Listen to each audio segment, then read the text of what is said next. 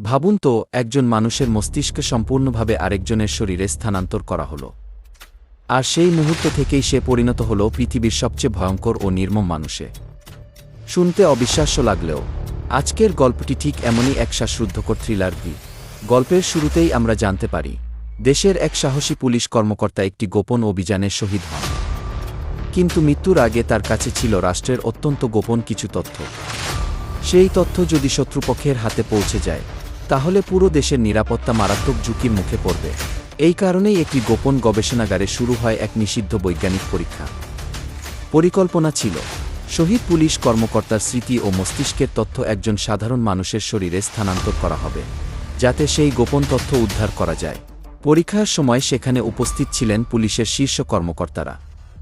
কিন্তু হঠাৎই যন্ত্রে বড় ধরনের ত্রুটি দেখা দেয়। কয়েক সেকেন্ডের জন্য মনে হয় পরীক্ষাটি সম্পূর্ণ ব্যর্থ হয়েছে এবং সাধারণ মানুষটিও মারা গেছে। ঠিক তখনই অপ্রত্যাশিতভাবে যন্ত্রটি আবার চালু হয়ে যায়। কিছুক্ষণ পর লোকটি ধীরে ধীরে চোখ খুলে ফেলে। প্রথমে সবাই ভেবেছিল পরীক্ষাটি সফল হয়েছে, কিন্তু কয়েক মুহূর্তের মধ্যেই তারা বুঝতে পারে তাদের সবচেয়ে বড় ভুল হয়ে গেছে। কারণ লোকটির আচরণ সম্পূর্ণ বদলে গেছে। তার মধ্যে জেগে উঠেছে এক নিষ্ঠুর, হিংস্র এবং নিয়ন্ত্রণহীন ব্যক্তিত্ব। সে আর আগের মানুষটি নেই। সে এখন এক জীবন্ত ধ্বংসযন্ত্র। পরিস্থিতি এতটাই ভয়াবহ হয়ে ওঠে যে সঙ্গে সঙ্গেই এফবিতে জরুরি বার্তা পাঠানো হয়। নির্দেশ আসে, যে কোনো মূল্যে ওই ব্যক্তিকে থামাতে হবে। এমনকি তার পরিবারের কাউকেও জীবিত রাখা যাবে না, যাতে কোনো তথ্য বাইরে ছড়িয়ে না পড়ে। এরপর শুরু হয় এক নির্মম অভিযান। একজন স্নাইপার দূর থেকে প্রথমে তার মাকে হত্যা করে।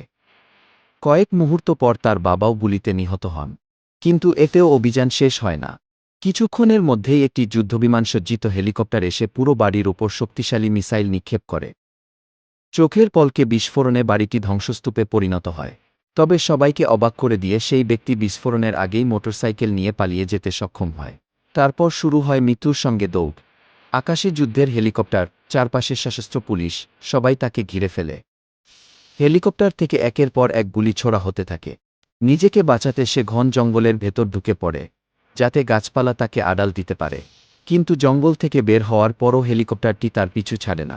ঠিক তখনই সামনে একটি পুলিশের জিপ দেখতে পায়। কোনো দ্বিধা না করে সে সরাসরি আক্রমণ চালায় এবং মুহূর্তের মধ্যেই জিপটিকে ধ্বংস করে দেয়। এরপর সে পাল্টা গুলি ছুটতে শুরু করে হেলিকপ্টারের দিকে। অবিশ্বাস্য দক্ষতায় সে হেলিকপ্টারের একেবারে কাছে পৌঁছে যায় এবং শেষ পর্যন্ত সেটিতেও বিস্ফোরণ ঘটিয়ে আকাশ থেকেই মাটিতে নামিয়ে আনে। এই ভয়ঙ্কর হামলায় এফবিআইয়ের বিশেষ অভিযানে অংশ নেওয়া প্রায় সবাই নিহত হয়। চারদিকে তখন শুধু ধোঁয়া, আগুন আর ধ্বংসস্তূপ। ঠিক সেই সময় ধ্বংসস্তূপের ভেতর থেকে ক্ষীণ একটি শব্দ তার কানে আসে। সে ধীরে ধীরে শব্দটির দিকে এগিয়ে যায়। মাটিতে পড়ে থাকা একটি রহস্যময় ডিভাইস তুলে নেয়। তার মুখে ফুটে ওঠে এক ভয়ঙ্কর হাসি। আর সে নিজেকেই ঘোষণা করে এই যুদ্ধের একমাত্র বিজয়ী। কিন্তু আসল প্রশ্ন হলো, সে কি সত্যিই মানুষ ছিল,